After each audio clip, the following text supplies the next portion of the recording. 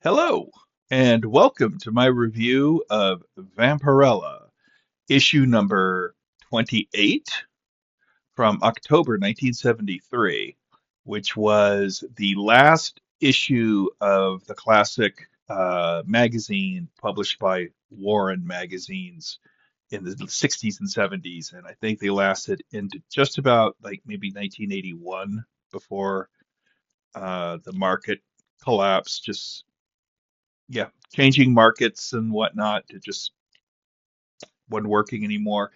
But issue number 28 is the last issue in Archives Volume 4, which had issues number 22 through 28 and a Vampirella magazine annual. Two of the magazines only had one original story in them. So these archives only printed the original stories. They let you know where, if they appeared in earlier magazines, where these stories, these reprints, they said you go check archive number 1, 2, or 3 for these, for these tales. And I've read them, but you know, I'm talking about this last magazine in this last um, archive before I move on to archive volume 5. So the first story that appears in this is The Curse of the Macdaemons, which I hear in my head when I say Macdaemons, I just hear Matt Damon. But yeah, Vampy and Pendragon travel to Scotland. There has been a death in the family on Pendragon's side that has left him a financial windfall, and they decide to take a break from their magic tour um, and take a trip to jolly old Scotland. And during a tour, they make a stop at Loch Erie, where they run into I I think is the last surviving uh, member of the Macdaemon clan. Anyway, there's a family curse that needs to be fed, and Vampirella uh, might be the next sacrifice, as the cover illustration of this issue shows. There's like gives you an idea of what was in Loch Erie, and it's a it's a it is a gothic horror tale with a, I said here in my handy dandy notebook that it is a gothic horror tale with a healthy splash of the shadow over Innsmouth on it, or to spicing it up. Tiberius, don't. Uh,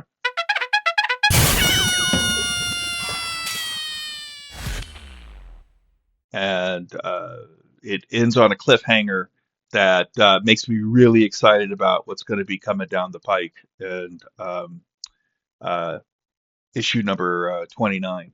Although if I did have one serious critique, is that uh, Vampy really falls. Vampy's been like with the Van Helsings for a while, and she and Adam Van Helsing have been like a thing. But she's been straying from the path a bit, especially with this last Mac Damon dude. But eh, it works. And as with every Warren magazine of this time frame, uh, it's got some great artwork in it. It's just a joy to behold. The second story was called The Clash of the Leviathans, and it's basically um, it's dinosaurs. You've got a old school T-Rex, in other words, that walks around like Godzilla, stands upright, the tail drags along behind it. It's not like Jurassic Park where it's using it like a big long thing for balancing, and it's like running more like a lizard. This is more like a guy in a suit. And basically, this T-Rex, I'm assuming it's T-Rex, uh, whose name is Tarn, I believe, Tarn, and I think might have half a brain cell.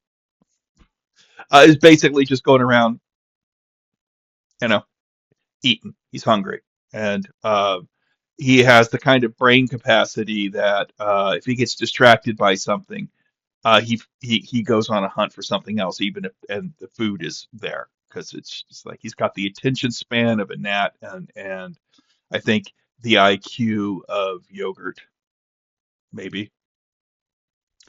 And about halfway through the story, aliens land to see if this planet is habitable for their dying species. And the battle for what will become the planet Earth, between Tarn and some aliens commences. It's a goofy, silly story. I think it kind of runs on a little too long, but it's got a lot of great dinosaur illustrations in it, and yeah, and the alien and the fight between Tarn and the aliens is pretty hilarious. And these aliens that are like a spacefaring species are they're not much smarter than Tarn.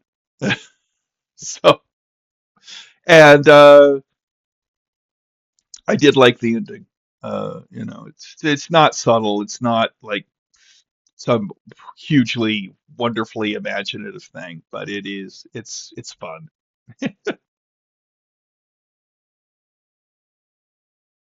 Then we have Blind Man's Guide.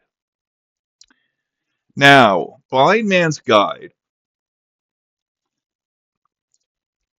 excuse me, Blind Man's Guide is the story of told by, excuse me, by a young child to its um, canine guide about the indignities that he had suffered being the guide of a blind man prior to losing his sight and whatnot. And it's basically this is something worthy of an EC horror comic, right down to the ironic ending. And you know, it was it didn't overstay its welcome, and I was kind of I wonder if this wonder how this is gonna go. And I was like, oh okay, oh okay, oh okay. And yeah, I was just kind of like got a little bit of a little smirk on my face at the end of that one. So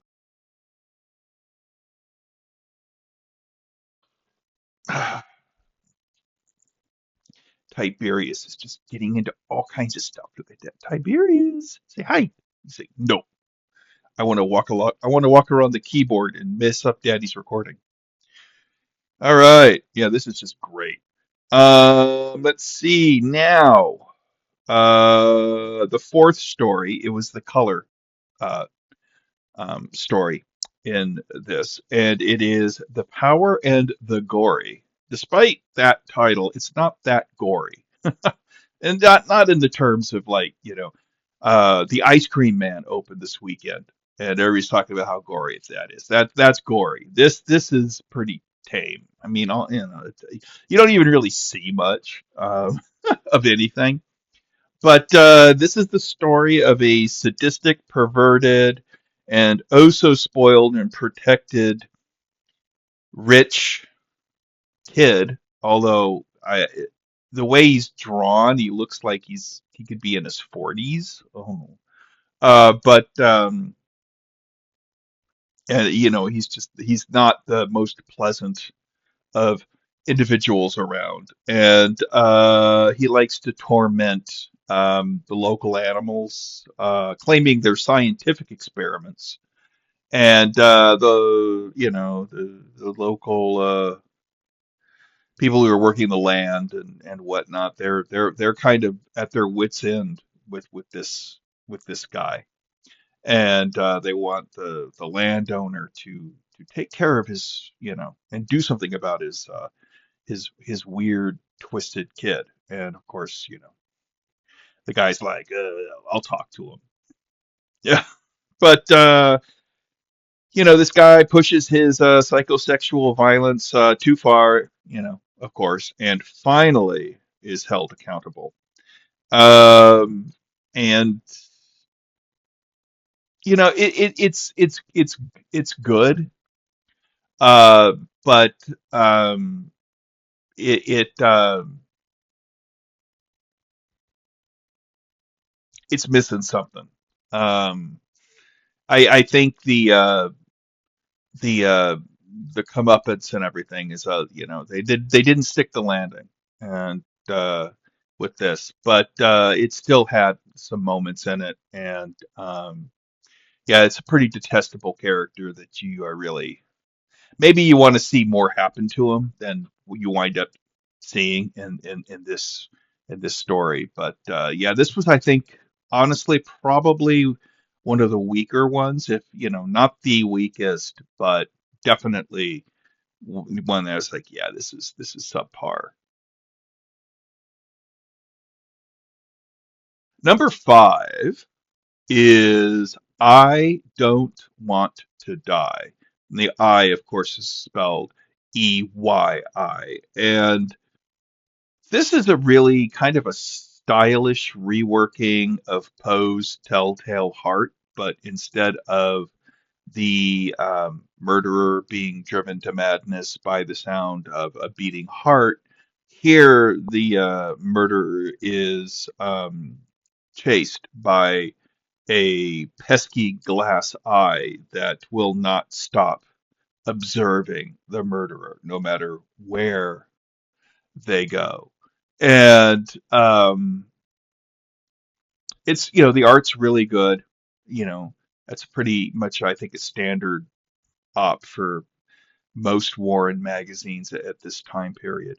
But and it worked well. Like I said, this is Telltale Heart. Um, and uh, and instead of having a call over the eye, it's the man has a glass eye. And like I said, and instead of the pounding of a heart, it's this glass eye that keeps hanging around, like, that's my evil eye. Um, and it's a good story, but I didn't really think that uh,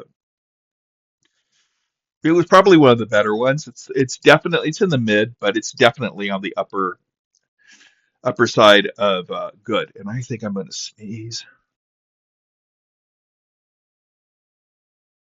Number 6, The Other Side of Heaven, which is, and it is, while it plays with the visual tropes of like a monster story, it this really is kind of like science fiction, or science fantasy, science fiction, cosmic science fiction. There's elements of like cosmic horror in it, but it is in no way the slightest bit malevolent, and it's actually got some pretty interesting ideas in it. A fisherman is he's walking on the beach. He's either returning home or doing something, but there's something that has washed ashore.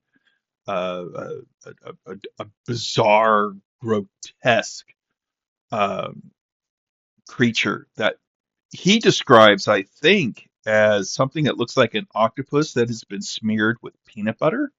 And he actually calls it the peanut butter and jelly creature, which is an odd moniker for it. But uh, he winds up touching it for a reason, and he then has a reaction to it that is where it's he starts he kind of has his consciousness expanded and beyond the realm of the five senses, and it goes from there. And like I said, it goes in a very interesting way. And the way I could say that um, this is really kind of like somewhere sandwiched between. I could see, this seems like the kind of thing that David Cronenberg and Frank Henenlotter, David Cronenberg of with his whole fascination with transformation and consciousness and and whatnot. So Videodrome or um,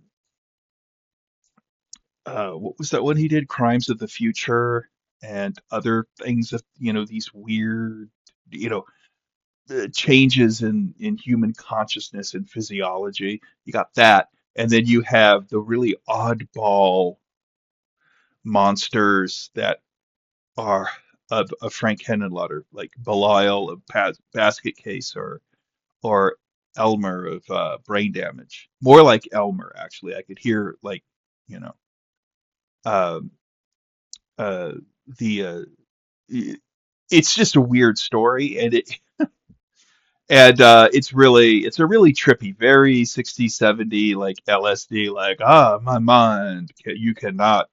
So I will try to communicate with you, but your measly human brain can't brain the way my consciousness is now braining. And so the limitations there are, basically the limitations of the language and the visual medium. There's something. I think this might actually have been a better choice for the color story, especially given the hallucinations that begin and end and are woven through the story. I think that would have worked better, but didn't do it.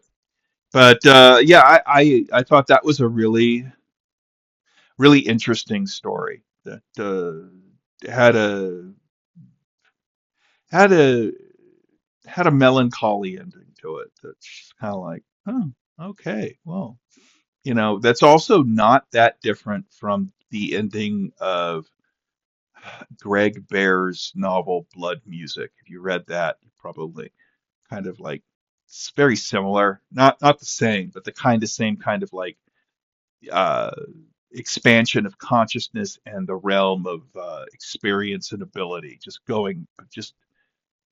expanding to a point where it's just like it contains the multitude of the entire cosmos, and it's just it was a good story. So, and that brings us to our final story, which actually I am very sad to say ends the issue on a somewhat downbeat note. It's called Old Texas Road. This is basically um, it is a dramatization of the old chestnut campfire tale or urban legend of this is the couple. They're out driving down the isolated stretch of road, and the car breaks down. They run out of gas. Now, the depending on how the story's told, because this is this oral tradition, so each storyteller approaches the beats in a different way. But the driver tells his girlfriend uh, to stay in the car while he goes and gets gas or goes to get a tow truck or goes to get help. Because this was before the advent of cell phones and what have you, or OnStar or something. Yeah, all the technology today is just kind of like ruined, it, or it's not working. They got to do something else. But to make a long ramble monotonous, he gets up and he leaves, but he tells me, "Oh, yeah, there's bad things that happen in this forest. You got to watch out." And she's like, "Stop scaring me." And he goes off and leaves her, and she's sitting there, and as the night goes on, and she waits for his return, you know, he doesn't. And of course, her imagination starts playing tricks on her. She starts hearing things in the forest and seeing things, and she doesn't know. And uh, I think in this tale, she drifts off to sleep, and she's awoken by a sound of like something scraping on the car roof, which terrifies her. She just can't move, and she just lays there and waiting for the boyfriend, who I think his name is Bert, to come back. And and she lies there and just listening to that scraping sound, and drops off to sleep again, and then is awoken by a rap at the window, and she wakes up and there's a cop, and the cop's like, "You gotta, you know, is this your car? What's going on?" And she explains that the car broke down, ran out of gas, whatever, and the boyfriend went off to get help, but he never came back, and so she's been here all night. Well, the cop's like, "Okay, well, come on, well, you come with me, open door, come with me. I'll take you back to town and everything. But when you get out of the car, just keep looking forward at our car, at our vehicle." And he's like leading her away. Just don't look back. Don't look back at the car. Because in the back of the car, something horrible has happened. And it's just an old, tale that's been told around campfires and sleepovers and stuff. And it's kind of like these stories are kind of like the aristocrats joke, where it's just like whatever um, the routine that the comedian or anything can like add to the come up with the noises or whatnot. And it also depends on the group that you're telling the story to and how they're reacting to it. Um, because this, I don't think this really works as a comic or a sequential art story. Uh, but it's not it's not horrible. It's not like a deal breaker. But it's like of all the stories in this book, this was the one I was just kind of like, eh, you know, uh, it's not really my thing. I mean, I knew what this was, and I'm just like, that's it. It's just the campfire story. They don't really do anything, and it's the tail of the hook, you know, which that one was like, they're the couple out in Lover's Lane, and there's like, oh, there's been an escape from the local mental institution of a guy with a metal hook, rah, and it's that kind of thing. Lonely Road, dark night, spooky sounds build to the crescendo, and the build and payoff here. I mean, it wasn't anything new. It was pretty, to quote one of the characters from the giant spider invasion on it, it said that this story had hair on it when it was published. You know, I think people in the 50s had probably been telling a variation of this yarn. So, but there you have it, folks. That's my thoughts on the 7 stories that were in issue number 28 of Vampirella, the final issue in Archives Volume 4. I'll be back with another review of Vampirella or something else in a short bit. So until then, let's all try and have some fun, okay? Bye.